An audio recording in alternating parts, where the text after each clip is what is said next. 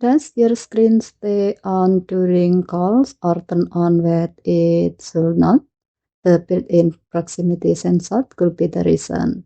Let me show you how to test it. First, open Setting, scroll down and tap Device Care. Scroll down the screen. Under the Additional Care section, type Diagnostic, then tap Phone Diagnostic. Here, find and tap the proximity recognition icon. If this is your first time running the test, your phone will start checking automatically. If you have tested it before, you will see the previous result instead.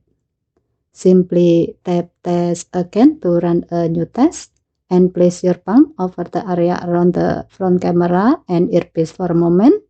But you have to be careful not to touch the screen while doing this.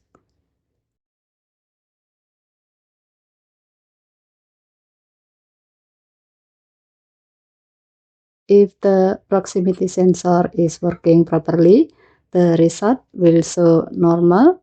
You may also see a message explaining that a small light near the screen might flash during the test. This simply indicates that the proximity sensor is working normally.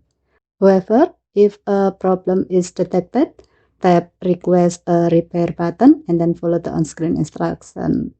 As a note, if the test doesn't respond right away, try performing it again in a valid area. And that's how to test the proximity sensor on the Samsung Galaxy S26 Ultra.